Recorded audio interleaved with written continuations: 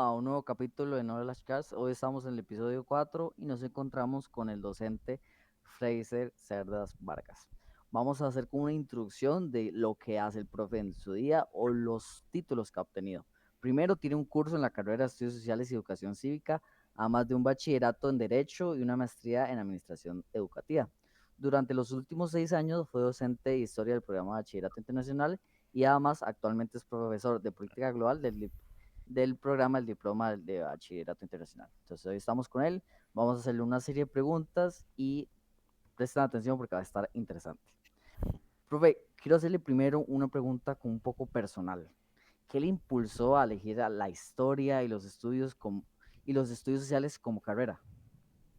Yo creo que iba un poco el gusanito que uno le meten en la casa, ¿verdad? De qué cosas le van gustando y qué cosas no.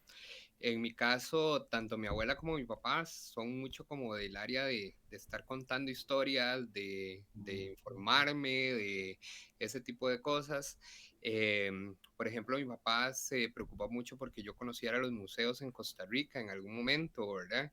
Y como que por ahí le llevó ese gusanito al tema de los estudios sociales y la historia, y de ahí en el colegio como que uno también. Y por otro lado, como se han dado cuenta, no soy muy diestro para las matemáticas, entonces a la hora de elegir carrera necesitaba algo que no tuviera tampoco mayor cantidad de matemática, ¿verdad? Ujú, entiendo, entiendo. Por esa parte, si tengo como también la duda de, por ejemplo, además de la infancia, eso que me estabas contando de tu papá, ¿hay algún libro o experiencia, no sé, por así decirlo, de tu juventud que haya marcado como una pasión, además de la historia? Me estabas contando también lo que te lleva a los museos, pero ¿qué más? Mm. Bueno, con la literatura, también me gustaba mucho leer y me gustaba mucho la literatura, más que la historia propiamente dicha. Leer libros de historia no era como el fuerte, pero sí de literatura. Y de literatura que contara como realidades de cierta época. Uno de mis autores favoritos era propiamente Carlos Luis Fallas, y uno de los libros que más marcó tal vez como en esa adolescencia fue el libro de Marcos Ramírez, que va contando como un periodo de la historia de Costa Rica muy específico, ¿verdad? Y después, en alguna medida, que es continuación también, Mamita Yunay, ¿verdad? Que tiene que ver todo con el tema de las bananeras y demás. Y tiene otro libro que es Mi Madrina, que también cuenta realidades sociales muy diferentes de Costa Rica de esa época, ¿verdad? Lo que era la pobreza en Costa Rica en esa época, cómo salía adelante una viuda, por ejemplo, una persona soltera, una madre soltera. Entonces, como que eso también me motivó mucho más a ver la historia, y siempre he hecho como mucha relación entre lo que es la historia y la literatura. De hecho, mi tesis de licenciatura de la enseñanza de los estudios sociales es una relación entre lo que es el libro de Ana Frank y la enseñanza de la historia. A ver, qué vacilón, sí. Nunca me imaginé como que iba a ser tan fuerte el aspecto de los libros en tu vida personal. Ujú. Sí, sí. No. Bueno, profe, yo le quería preguntar de que, como cuál ha sido un momento determinante en su carrera profesional. Específicamente en el campo de la carrera profesional he tenido varios. Em, Primero fue reenamorarme de la educación en determinado momento, porque hubo un momento en que estaba trabajando en educación abierta y sentía que no era lo mío, porque no era como de que yo pudiera evaluar, sino que estaba apegado a unas evaluaciones, pensémoslo así, para los que tal vez no tienen muy claro qué es, era con prueba estandarizada, básicamente que los estudiantes pasaban séptimo, octavo, noveno, décimo y undécimo. Ahí no hay ningún tipo de adecuaciones, y yo trabajaba con estudiantes con severos problemas y dificultades de aprendizaje, entonces era muy frustrante ayudarles a prepararse y después ver la desmotivación con la que entraban si no aprobaban la prueba, ¿verdad? En ese sentido, una de las primeras situaciones fue reenamorarme de la educación cuando ya pasé a un colegio, digamos, regular, que es uno el docente, el que puede exigir y ver también las dificultades y las capacidades de cada estudiante, y a partir de eso manejar diferentes programas o el progreso de cada uno. Y otra, definitivamente, cuando entré al programa del diploma, que es un programa de mayor exigencia, ¿verdad? Algo que no era que no hubiese desarrollado, pero que de ahora se certificaba de alguna manera lo que venía desarrollando en la práctica durante años, ¿verdad? Entonces ese es otro momento que yo digo, es un pilar, al menos en la carrera de educación, ese ha sido tal vez como dos pilares muy importantes y definitivamente el cambio que he hecho ahora de dejar el ámbito de la historia y pasar a la política global, por ejemplo, con todo el conocimiento, con toda la experiencia que tengo en el ámbito de la política, ¿verdad? Empíricamente, y también toda la relación con la carrera de Derecho, entonces cómo relacionar una cosa con la otra, porque también tengo que tener mucho el contexto histórico de las cosas para poder llegar a esta parte de la política global, entonces tal vez ahí podemos tener de una vez tres, ¿verdad? Como en el margen de lo que puede ser. Ah, qué interesante eso, profe. Aparte, quería preguntarte también, como, bueno, estás muy metido en todo esto de la política y, bueno, también es el profesor, como, ¿qué te interesa más? Más bien, ¿la historia o la política en sí? Bueno, vamos a ver, es que eh, la historia tiene ahí como una base como de enamoramiento, ¿verdad? Y por más que hayan pasado momentos diferentes, la historia siempre ha permanecido ahí. En el campo de la política hay momentos en que uno literal no quiere ver más cosas de política, se desenamora completamente, quiere hacer pausas, mientras que con la historia nunca me ha pasado eso, ¿verdad? Ha sido algo que permanece ahí. Incluso ahora que estoy en otra área que no es propiamente la historia, sigo leyendo libros de historia. Por puro gusto, ¿verdad? En política hay momentos en que uno no quiere ni ver noticias, ¿verdad? Entonces, creo que en el campo de la historia es más el enamoramiento que en otros campos como la política.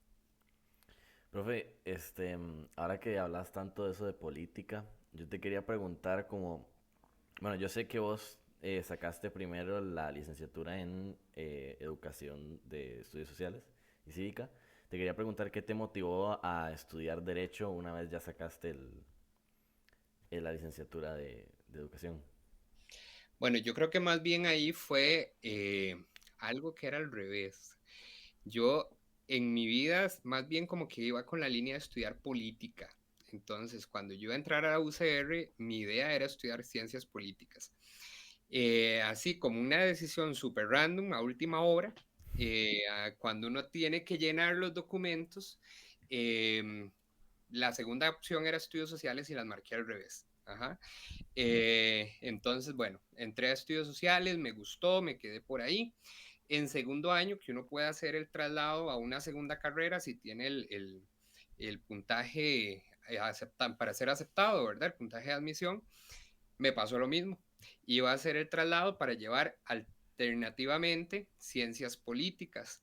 Y llevar las dos, estudios sociales y ciencias políticas. También una cuestión era como estudios sociales es más fácil obtener un cargo de carrera, ¿verdad? A entrar al mercado laboral con ciencias políticas. Y así, en el momento que iba a escribir, decidí derecho. Entonces, fueron decisiones poco planeadas, pero con algo que tal vez uno siempre había tenido ahí como un gusanito de gusto y demás. En mi casa, en mi familia, tengo muchos primos abogados por parte de mi mamá, pero mi bisabuela decía que ninguno era bueno, todos eran malos, entonces tal vez a uno le tiraban más bien como una motivación negativa para no estudiarlo y ahí fue donde después hice el cambio, ¿verdad? Hasta el día de hoy, el derecho también es otra cosa que me apasiona, me gusta mucho, y lo que ha pasado es que lo he ido dejando rezagado por el tema de estar más dedicado a la educación. Entiendo. Y, profe, yo tengo una pregunta grandísima, porque yo como profe sí he visto que es desgastante las clases de IB Historia. Entonces, sí tengo como la duda de cómo, si usted como profe, ¿qué es lo más difícil de dar esas clases para sus estudiantes que entiendan o que diferentes aspectos? ¿Qué es lo más difícil? Yo creo que lo más difícil de ser profe, en mi caso, porque ustedes creo que conocen que tengo paciencia, la paciencia del santo Job, ¿verdad? Ha sido más bien el tema de propiamente que los estudiantes puedan comprender. ¿verdad? Que a veces uno como que deseara meterse en la cabeza y cambiarles ahí las letras o cambiarles el chip por otro para que entiendan la materia. A veces uno explicaba, por ejemplo, en el tema de prueba 1 de historia, que hay que hacer esto del origen, propósito y contenido, o el tema del compar y contraste, que se les dificulta muchas veces, uno deseara como de verdad poderlo hacer, como meterse realmente en la cabeza de cada uno y hacerle ahí el cambio, como en esas películas que le quitan una parte y le meten otra de información, ¿verdad? Porque sí, para mí lo más difícil tal vez de ser profesor es eso. Es una profesión muy cansada, digamos que sí es una profesión de vocación, pero uno sabía a lo que se enfrentaba desde que lo estudia en la carrera, ¿verdad? Los mismos docentes de la carrera uno le dicen, bueno, están a tiempo de escoger otra carrera, porque si no tienen vocación, mejor no se embarquen, ¿verdad? Van a ser personas frustradas toda su vida y demás, y terminan siendo profesores muy mediocres, normalmente los que estudian sin una verdadera vocación, ¿verdad? Entonces, más allá de eso, digamos, el cansancio, pues sí afecta, pero para mí tal vez lo más complejo era esa parte, todo lo que tiene que ver con cómo lograr que realmente alguien aprenda, ¿verdad? Y entonces buscar diferentes métodos y cuando no hay más métodos que, o sea, ya uno entra como en una frustración, tal vez eso es lo más complejo de ser profesor. Lo otro no es complejo, es cansancio realmente y es una cuestión muchas veces de organización. Si usted logra organizarse bien, digamos, lo va logrando. Uh-huh. Claro, claro. Bueno, siguiendo con esto, ¿verdad? De lo que estás diciendo, de la vocación de ser profesor, en tu carrera ha sido muy frecuente tener problemas, por ejemplo, con tus estudiantes, ya sea como problemas un poco más académicos o ya problemas más personales. No, vamos a ver. No es que no, o sea, sí ha sido frecuente, pero si uno lo pone en una balanza con la cantidad de estudiantes que uno tiene o maneja, ha sido muy pocos. Ajá. Porque, por ejemplo, por año he tenido problema con algún estudiante, pero por año yo atiendo 80, 100 estudiantes, ¿verdad? Entonces, tener uno de 100 creo que es favorable. ¿Es frecuente? Sí, sí es frecuente, pero hay que revisar, digamos, ese tema, por ejemplo, de la cantidad de estudiantes que uno maneja. La mayoría normalmente, digamos, no tiene uno mayor enfrentamiento de nada. Y creo que tiene que ver mucho con la etapa en la que están, que a veces piensan que las cuestiones son como personales, ¿verdad? Entonces, de pronto no lo ven como una cuestión de formación académica, porque es que me está llamando tanto la atención, porque es que me pone esta nota y no intento o no interiorizo que es en función de que yo pueda mejorar, sino que lo tomo como que es que es personal, es en mi contra, es una represalia contra mí, ¿verdad? Pero ha sido normalmente como en esa línea, ¿verdad? Entonces, a nivel de frecuencia, sí, por lo menos uno por año. Pero cuando ya hablamos de cantidad y lo ponemos en una balanza, creo que han sido mínimos los problemas, ¿verdad? La cantidad de personas que uno atiende a diario. De tema, quería preguntarte más sobre, más algo técnico de la historia. Quería saber cómo, qué clase de valores o qué ética se debe tener a la hora de escribir la historia para no alterarla o cambiar los verdaderos hechos. Ujú. Sí, bueno, en esa línea, ahí es algo que es para todas las carreras, ¿verdad? Y tiene que ver propiamente con lo que usted mencionó, es la ética profesional. Como todas las carreras, la historia tiene una ética, ¿verdad? ¿Qué es lo que yo puedo hacer? ¿Qué tengo permiso de hacer y qué no tengo permitido hacer? En esa línea, por ejemplo, yo puedo tener permitido darme cierta interpretación de algún tipo de hecho, ¿verdad? Dejando claro que es la interpretación de Fraser Cerda sobre el hecho tal y tal y tal, y que está basado en la fuente 1, la fuente 2, la fuente 3, la fuente 4 y así. Cuando yo no hago, digamos, una interpretación basada en fuentes, simplemente lo que a mí se me antoja, ¿verdad? La historia deja de ser historia y entonces pasamos a escribir otra cosa. Por ejemplo, yo podría hablar de una novela histórica, entonces, cuando ya la historia dejó de ser historia, más bien lo que estoy contando es un cuento muy bonito, muy arreglado, con bases históricas, pero ya no es propiamente historia.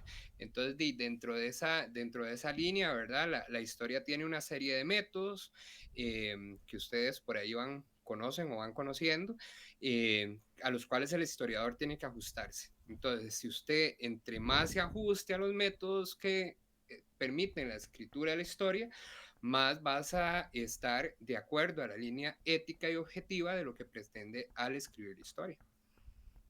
Claro, claro, profe. Y siguiendo el tema de lo de historia, que es como el principal desafío que enfrentan los estudiantes a la hora de hacer sus monografías en historia.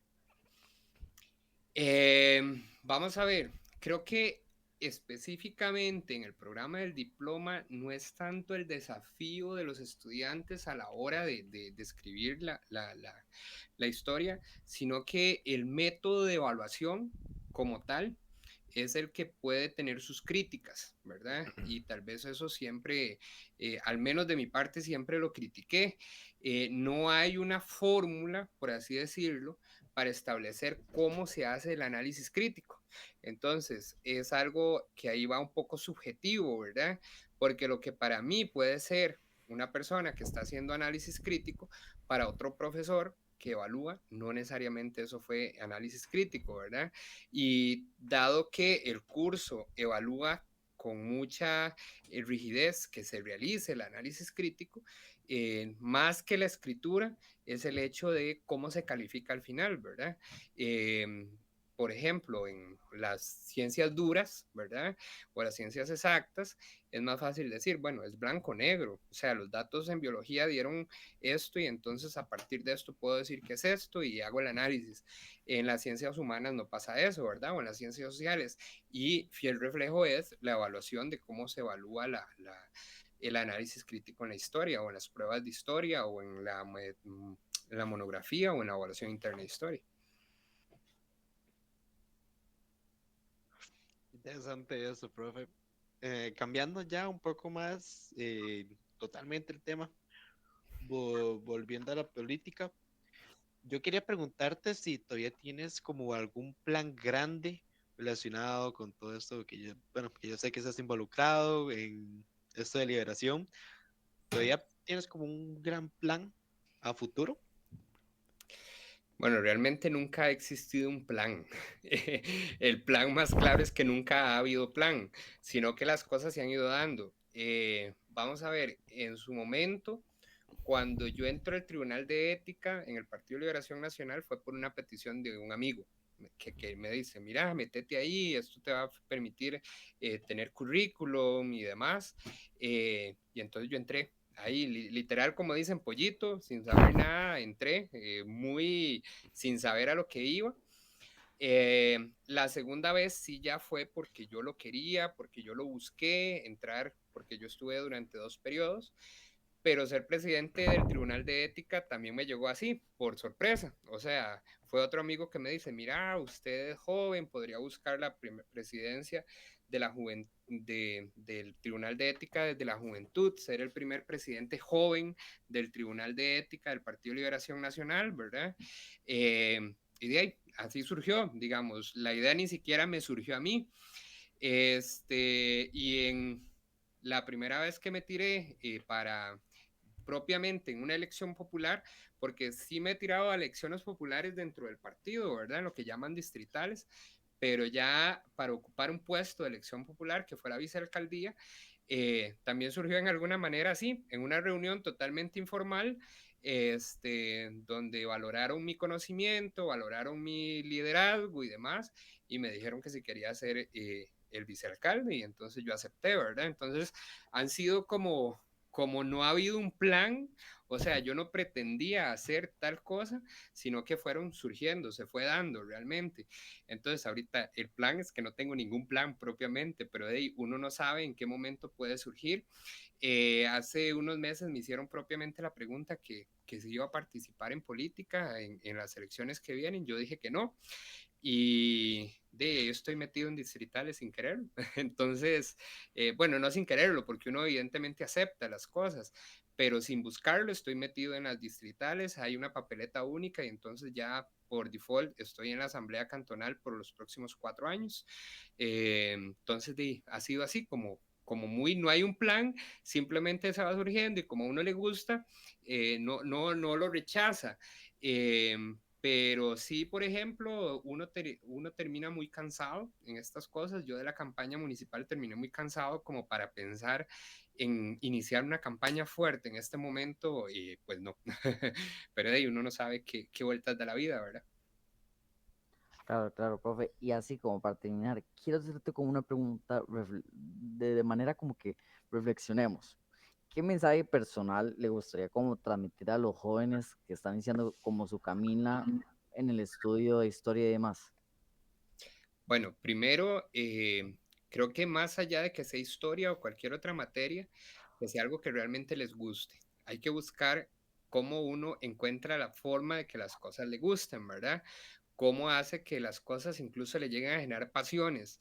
Y se los voy a poner desde el otro ámbito. Por ejemplo, a mí que no me gustaba la matemática en el colegio, tenía que destinarle de alguna forma a motivarme a hacerlo.